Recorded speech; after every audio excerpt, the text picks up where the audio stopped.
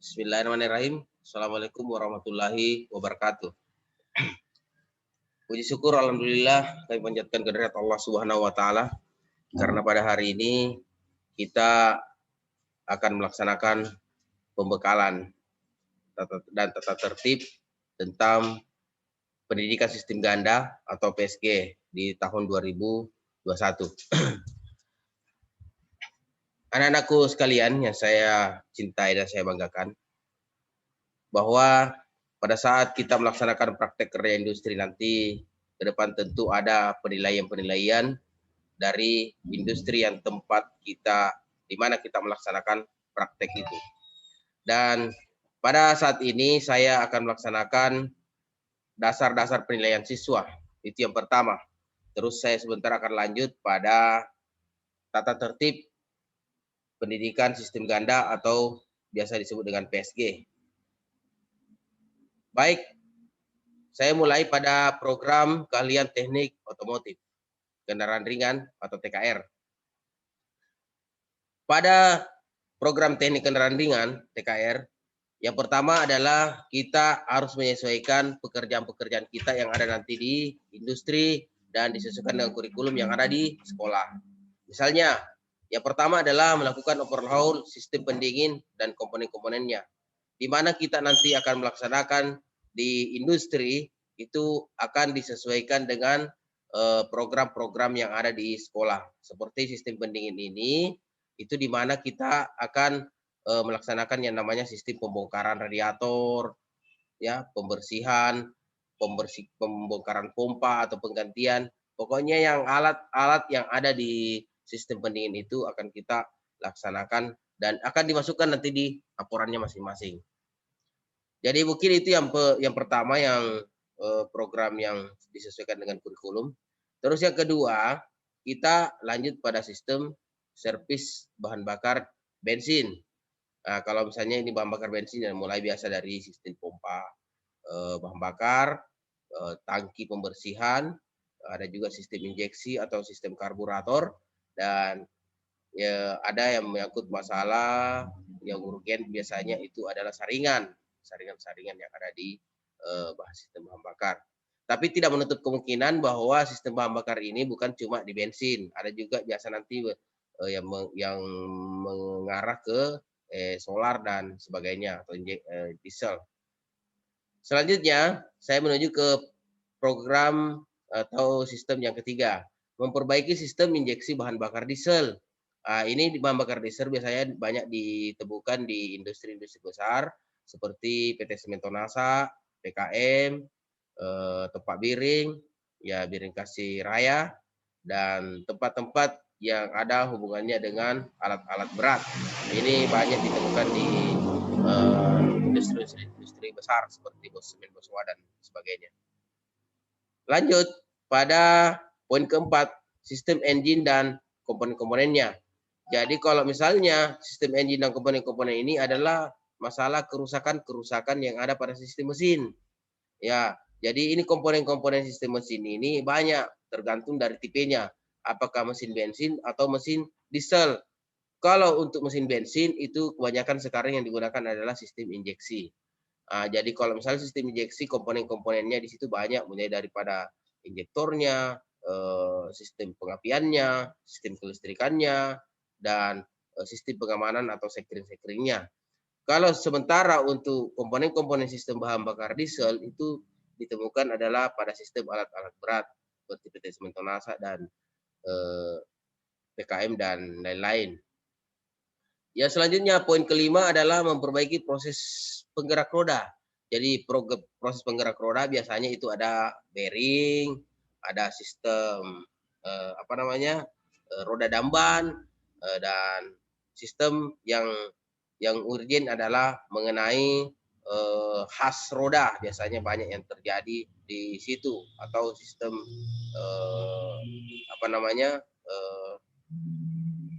balancing dan sporing. Terus yang keenam, masuk pada sistem roda. Ini sistem roda damban, ini menyangkut pada bagaimana roda ban itu membuka, memasang, terus sporing dan balancing. Jadi ini yang urgen pada yang terjadi di dunia otomotif. Ya, selanjutnya kita mengarah ke poin ketujuh, yaitu memperbaiki sistem kemudi. Jadi kemudi mobil ini biasanya ada dua. Kemungkinan ada yang namanya sistem kemudi rack and pinion atau yang biasa digunakan pada kendaraan-kendaraan kecil. Sementara untuk mobil besar itu sistemnya recirculation ball. Jadi pada sistem kemudi ini hanya kita memperbaiki, biasanya ada bearing, oil, dan ada kebocoran-kebocorannya. Itu yang kita periksa. Terus yang ke-8, sistem kelistrikan atau yang terakhir sistem kelistrikan dan sistem AC pada kendaraan. Jadi sistem kelistrikan ini biasanya kalau untuk mobil injeksi itu sistemnya adalah sensor. Nah, sementara untuk mobil manual atau mobil sistem yang menggunakan kelistrikan yang lama itu biasanya masih menggunakan yang sistem yang biasa, tetap ada relay, lampu dan sebagainya. Untuk sistem AC itu akan ada pada yang bekerja nanti di dunia industri AC itu tetap akan ada namanya sistem pengisian freon, sistem pendingin, perbaikan dan mengecek kebocoran pada sistem AC mobil, khususnya mobil kendaraan-kendaraan kecil. Mungkin itu dari 8 kurikulum yang disesuaikan nanti dengan industri, dan tidak menutup kemungkinan nanti akan ada juga tambahan-tambahan. Jadi jangan mengacu sebenarnya pada semua kurikulum ini, tapi tetap akan ada tambahan-tambahan yang disesuaikan dengan program teknik kendaraan ringan. Misalnya ada pengelasan, ada sistem pengecatan dan sebagainya dan sebagainya. Jadi itu akan ada nanti poin-poin tersendiri yang masuk dalam laporan-laporan dari siswa praktek kerja industri di lapangan. Mungkin itu yang saya perlu sampaikan untuk teknik otomotif kendaraan ringan atau TKR. Untuk selanjutnya, saya maju ke program keahlian teknik bisnis sepeda motor (TBSM). Untuk teknik bisnis sepeda motor, ini kan umum, ya, artinya umum seperti di Pangkep ini banyak sekali teknik sepeda motor yang sudah menjamur di industri-industri, baik industri resmi, bengkel resmi maupun yang ada di luar, di luar daripada bengkel-bengkel resmi. Jadi ada kurikulum yang harus disesuaikan untuk pada saat nanti kita praktek di teknik sepeda motor itu, khususnya yang berada di bengkel-bengkel resmi. Misalnya pertama adalah melakukan perbaikan sistem hidrolik sepeda motor. Jadi ini hidrolik sepeda motor ini menyangkut pada sistem suspensi. Ya, karena sepeda motor itu kebanyakan suspensi yang dipakai adalah itu shockbreaker depan maupun belakang. Tapi yang umum yang di depan itu yang ada perbaikan. Kalau yang belakang sebenarnya sistem penggantian. Itu untuk sistem hidrolik. Terus yang kedua, memperbaiki sistem gas buang atau memelihara baterai atau aki. Jadi untuk memperbaiki sistem gas buang, ini ada yang namanya sistem emisi gas buang. Terus ada pelaksanaan nanti di bawah ada kurikulum namanya melaksanakan overhaul. Jadi untuk gas buang ini ada hubungannya juga dengan sistem pemeliharaan aki. Jadi kalau pemeliharaan aki itu harus perlu dirawat, apalagi yang namanya sistem aki basah dan aki kering. Jadi kalau misalnya sistem perawatan aki basahnya harus diperhatikan dan bagaimana perbedaan dengan aki kering. Terus yang ketiga, melaksanakan overhaul kepala silinder atau overhaul sistem pendingin. Ini overhaul kepala silinder ini biasanya banyak digunakan kalau sistem yang umum sekarang, yang sistem engine EP itu atau injeksi itu biasanya sistem penggantian. Jadi misalnya kalau overhaul-nya cacat dia punya kepala silinder atau cacat dia punya blok silinder, itu langsung sistem penggantian. Tidak sama kalau yang motor-motor lama. Nah, jadi seperti itu. Sama dengan overhaul sistem pendingin, karena rata-rata motor sekarang juga sudah menggunakan sistem pendingin yang seperti kendaraan-kendaraan ringan yang disebut dengan sistem radiator. Jadi kita harus mengetes juga sistem kebocoran dan bagaimana merawat dan memperbaikinya. Selanjutnya, melakukan perbaikan sistem bahan bakar sepeda motor. Jadi pada sistem bahan bakar sepeda motor ini banyak dilakukan pada saat penggantian busi, pada saat penggantian sistem kelistrikan, pada saat perbaikan yang namanya rangkaian sistem pengapian. Itu misalnya bubing, CDI dan sebagainya. Lanjut, kita melakukan perbaikan engine sepeda motor. Ini engine sepeda motor umum, misalnya penggantian oli, penggantian kampas, penggantian komponen bearing di dalamnya dan yang lain-lain. Jadi nanti akan kita laksanakan pada saat kita praktek di industri. Selanjutnya, melakukan perbaikan kopling sepeda motor berikut komponen-komponen sistem pengoperasiannya. Jadi ini kopling ini ada beberapa, ada yang menggunakan kopling manual dan ada yang menggunakan sistem kopling biasa. Karena motor matic sekarang sistemnya umum, jadi ini yang kebanyakan yang didapatkan di bengkel-bengkel itu adalah motor matic. Jadi sistem koplingnya berarti koplingnya otomatis. Jadi itu yang perlu kita pelajari dan perlu kita pahami bersama untuk kita laksanakan nanti di industri. Lanjut, melakukan perbaikan sistem transmisi manual. Ini tadi kan ada perbedaan antara transmisi manual dan transmisi otomatis. Kalau untuk sistem transmisi manual itu berarti dia menggunakan sistem kopling manual. Jadi kalau misalnya sistem otomatis berarti dia menggunakan kopling otomatis dengan menggunakan sistem matic. Selanjutnya, melakukan perbaikan sistem rem, perbaikan sistem suspensi. Jadi ini ada hubungannya tadi dengan hidrolik. Jadi kalau misalnya menggunakan perbaikan sistem rem itu yang perlu diperhatikan adalah beberapa ketebalan kampas, kebengkokan piringan cakram, dan bagaimana pengoperasian dalam sistem rem. Begitupun dengan perbaikan sistem suspensi. Jadi kalau untuk suspensi itu kita hanya memperbaiki kebocoran dan penggantian pada suspensi belakang. Itu. Selanjutnya melaksanakan pekerjaan servis roda, ban, dan rantai. Jadi ini pekerjaan-pekerjaan yang sering umum dan kita laksanakan pada bengkel-bengkel baik di resmi maupun yang tidak resmi. Jadi biasanya kalau di sistem pekerjaan servis roda, ban, dan rantai itu dilaksanakan sistem pengencangan, sistem penggantian, ya kalau memang sudah tidak bisa lagi untuk di servis atau di setel. Selanjutnya, melakukan perbaikan ringan pada rangkaian sistem kelistrikan dan instrumennya. Misalnya penggantian sistem kelistrikan aki, penambahan air aki, penggantian atau adanya hubungan singkat terjadi yang namanya pemutusan pada sistem pengamanan atau sekring. Itu penggantian busi juga termasuk di dalamnya. Ya, dan yang terakhir melakukan perbaikan sistem starter, pengisian, dan pengapian. Jadi kalau misalnya pada sistem starter itu biasanya sama pada saat kita melaksanakan yang namanya sistem perbaikan pada sistem kendaraan ringan. Karena starter itu menggunakan suatu motor yang menggunakan yang namanya paling umum yang diganti adalah sistem karbobras dan bearingnya. Ya sama juga dengan sistem pengisian itu kalau motor dia menggunakan yang namanya alternator komponen sistem elektronik, ya. Jadi kalau misalnya pengapiannya yaitu menggunakan bubing dan dihasilkan daripada CDI, ya.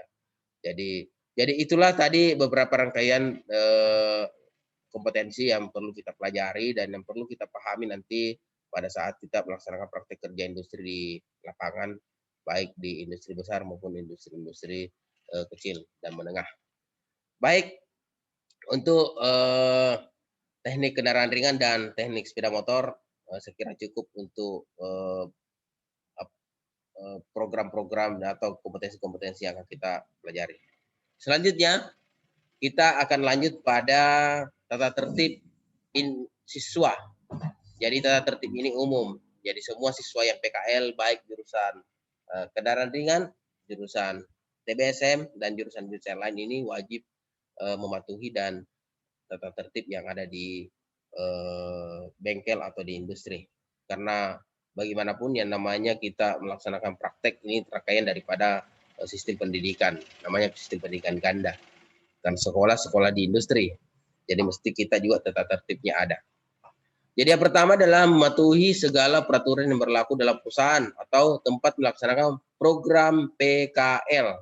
Jadi maksudnya di sini adalah semua aturan, karena setiap industri itu tidak semua sama. Jadi ada aturan-aturan khusus, ada aturan-aturan umum yang perlu kita patuhi dan wajib kita ikuti. Itu yang pertama. Yang kedua, berada di tempat praktek 15 menit sebelum praktek dimulai. Berlaku sopan, jujur, bertanggung jawab, berinisiatif, kreatif terhadap tugas yang diberikan.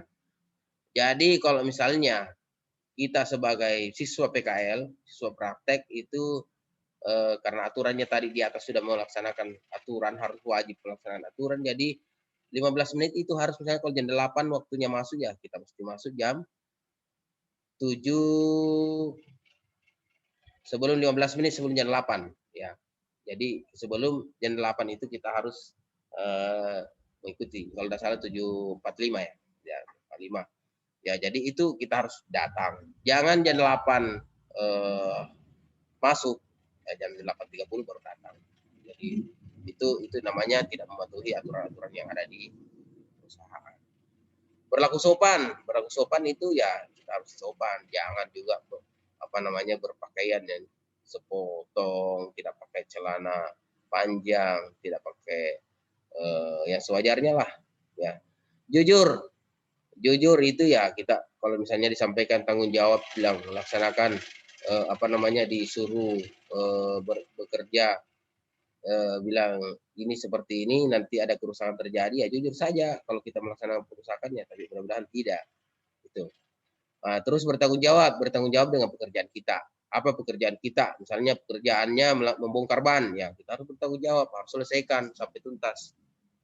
Selanjutnya berinisiatif, ya kita harus berinisiatif. Kalau misalnya ada misalnya baut atau apa yang tidak bisa dikeluarkan, ya kita berinisiatif apa kira-kira yang bisa mengeluarkan baut ini atau bisa membuka barang-barang ini. Kreatif terhadap tugas yang diberikan. Maksudnya kreatif itu kita mesti kreatif dalam hal, bukan harus dijaga terus, harus didampingi terus oleh pihak industri. Jadi kita mesti kreatif sendirilah, tapi kreatifnya yang bagus, ya kreatifnya yang merusak. Gitu. Ketiga, memakai pakaian seragam sekolah dalam keadaan tertentu, memakai pakaian praktek, memakai jilbab bagi perempuan. Jadi saya kira sudah ada semua wajib prakteknya. Selanjutnya memberi salam pada waktu datang, memohon diri pada waktu akan pulang. Jadi jangan datang tak diundang, pulang tanpa pamit. Nah, jadi itu jadi persoalan. Jadi kita harus memberi salam, ya. Jadi kita kalau perlu kita kalau lokal ya bisa kita berikan jabat tangan lah, seperti itu. Begitupun mau pulang, jangan pulang melarikan diri. Nah, jadi kalau mau pulang ya kita minta pamit dengan baik. Gitu. Lanjut, memberitahukan kepada pemimpin atau pembimbing lapangan jika berhalangan hadir atau bermaksud untuk meninggalkan tempat praktek. Jadi kalau misalnya kita ada halangan, sakit kah, atau ada acara keluarga satu hari, ya bisa kita meminta memberitahu kepada pimpinan bengkel atau pimpinan industri supaya kita tidak alpa atau diberi izin lah untuk melaksanakan kegiatan-kegiatan kita. Selanjutnya membicarakan dengan segera kepada pembimbing lapangan, ketua kelompok atau petugas ditunjuk apabila mengalami kesulitan. Jadi ini maksudnya jangan sampai kita melaksanakan tindakan sendiri. Jadi kalau ada sesuatu kesulitan yang susah kita laksanakan atau susah kita kerjakan, kita minta petunjuk dari apakah itu dari pendamping atau pimpinan industri yang ada. Itu jangan melaksanakan tindakan sendiri. Wah, saya sudah jago dan sebagainya, jangan. Ya, selanjutnya mentaati peraturan dalam penggunaan peralatan dan bahan yang akan dipakai dalam praktek. Jadi jangan menggunakan peralatan-peralatan yang tidak sesuai. Misalnya obeng yang dipakai jangan obeng biasa kita tumbuk dan sebagainya. Ya, jadi jangan palu-palu kunci-kunci dipakai untuk memukul dan sebagainya, jangan. Itu tidak boleh dilaksanakan di industri. Melaporkan kepada pembimbing bila terjadi kerusakan dalam pelaksanaan praktek. Nah, jadi kalau misalnya kita melaksanakan pengerusakan, jujur saja kita laksanakan. Jadi maaf bos, saya ini ada trader. Jadi kita akui kesalahan kita supaya tidak terjadi lagi kesalahan yang sama. Dan yang terakhir, membersihkan dan mengatur kembali peralatan dengan rapi seperti semula setelah melakukan praktek. Jadi biasanya anak praktek kalau sudah jam pulang, ya pulang, kabur. Kita harus membersihkan tempat kita supaya besok kita melaksanakan praktek lagi dengan rapi dan bersih. Jadi itulah tata tertib yang mesti kita laksanakan pada saat kita melaksanakan praktek di industri. Itu sifatnya wajib.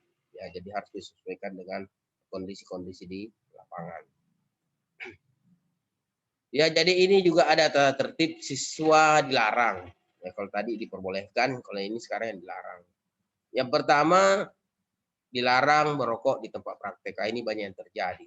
Jadi saya mohon kepada siswa-siswa sekalian, anak-anak sekalian, janganlah jadikan tempat praktek itu sebagai tempat hura-hura. Jadikanlah tempat praktek itu sebagai tempat menuntut ilmu dan tempat menggali segala kompetensi-kompetensi yang kita butuhkan nanti untuk sekolah.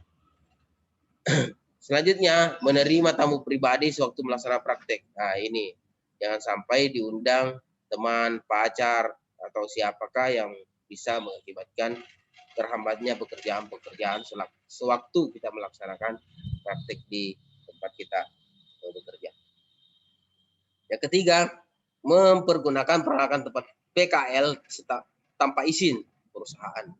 Jadi misalnya kunci-kuncinya dibawa pulang atau dibawa keluar untuk dipergunakan untuk kepentingan pribadi, itu tidak boleh, ya, tidak boleh karena ini tidak ada izin dari pimpinan perusahaan.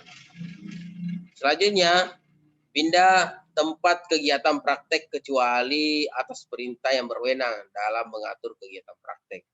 Nah, jadi kalau mau pindah praktek, tanya ke pembimbing baru nanti pembimbing yang melapor kalau memang sudah urgen. Tapi kalau misalnya tidak ada persoalan atau persoalan-persoalan sepele, lebih baik tidak usah pindah. Karena ini aturan-aturan sekolah itu agak sulit untuk kita melaksanakan pemindahan siswa dari satu tempat ke tempat yang lain. Karena ini menyangkut regenerasi. Kalau Anda cacat di suatu tempat atau tempat itu, maka generasi berikutnya akan susah untuk ditempati lagi kembali untuk melaksanakan praktek.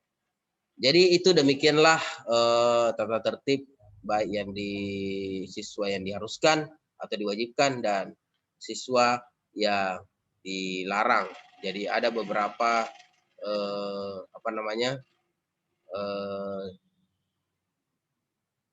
ada beberapa yang namanya peraturan-peraturan yang wajib dan sifatnya tidak wajib untuk kita laksanakan. Demikianlah pengarahan saya. Lebih dan kurangnya mohon dimaafkan. Wabillahi taufiq wal hidayah. Assalamualaikum warahmatullahi wabarakatuh.